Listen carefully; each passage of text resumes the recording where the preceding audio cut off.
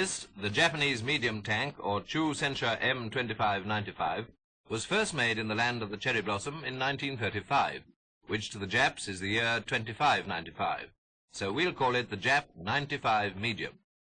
Weight only 15 tons with a speed of 25 miles an hour. Manned by a crew of 4 yellow men, it's the heaviest Jap tank so far seen in action. It was the enemy's standard equipment in China and Malaya. Starting at the top, what do you see first? A circular cupola with its domed periscope on a thick lip. It's centered on an ordinary turret shape with almost level top and sloping sides. Watch that strange aerial as we swing round. It's also used as a handrail. The cupola is no longer centered and its periscope is staggered left. The whole turret sits on the right of a high superstructure extending over narrow tracks. Those evenly spaced medium bogey wheels look a bit German. Now for the upper works. The engine hides under a gridded casing that slopes up from the tail to a square, wide superstructure bearing the turret well forward, and seen end on, that turret is an odd shape. Cupola offset and rear LMG set at an angle to the long rear deck. That'll do for a quick run round. Now for the reason why. How's this for a turret? The main mass is ordinary enough with its sloping sides and flat top, but that fancy circular lip cupola is something different. It's placed offset right. The whole thing is topped off with a domed periscope set left. That wireless aerial cum handrail is pretty original too, very useful for strap-hanging infantry passengers. Take a look at Honourable Pagoda from this aspect. Sloping sides and flat top, with a slight dip towards the front. Armament faces both ways. That's a 57mm gun in front and an LMG at the back in a ball mounting.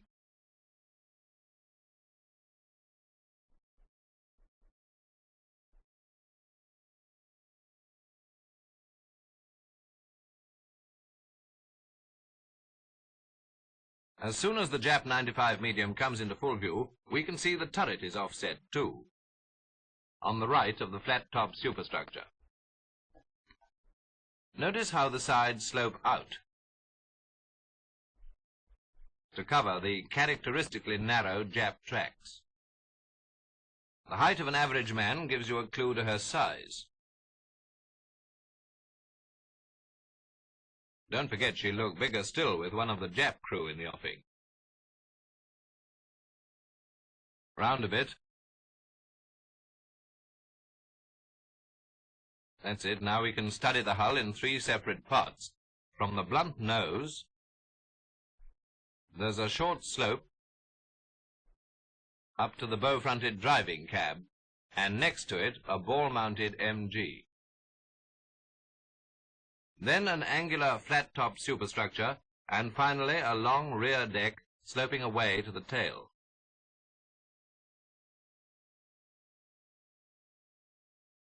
Before we leave the ground, we've got a good view of the suspension with its typical Jap spring casing.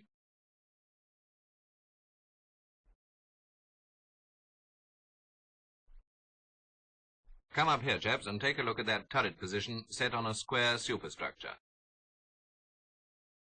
There's the rear LMG, peering out over the long deck. The suspension looks very German with those 6 regular, medium-sized bogey wheels. But we know all about the Jap coil spring trademark already.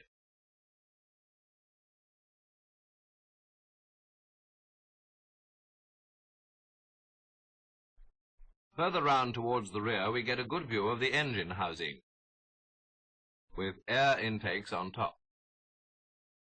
The sides slope towards flat track guards with the usual clutter.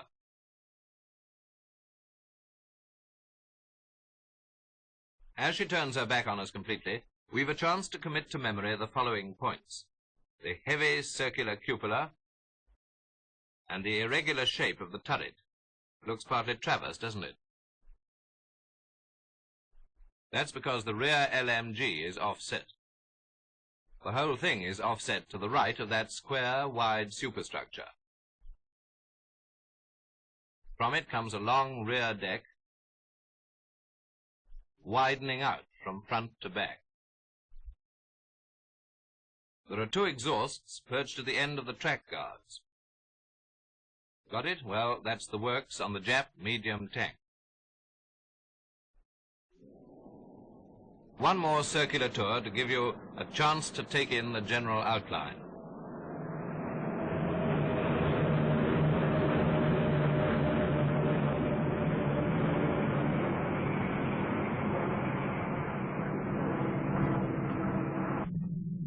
Your knowledge of what detail lies behind it enables you to know it at a glance.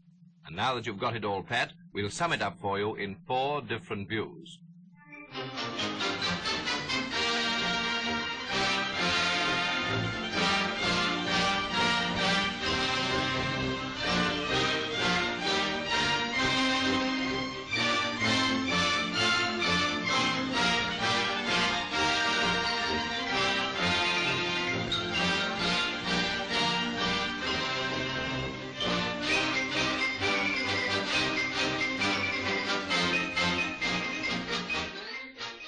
And that brings us to the end of the 95 medium.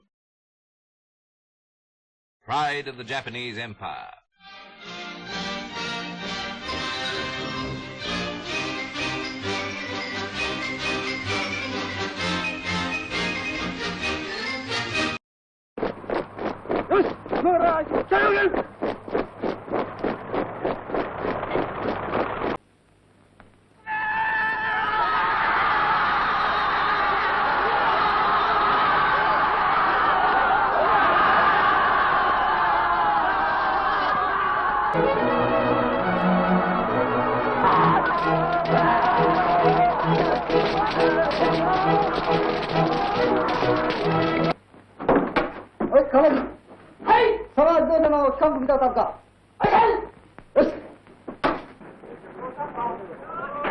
戦車をもって敵陣を突破蹂躙しつつ照準を定め素早く射撃をするためには容易ならぬ熟練を要する。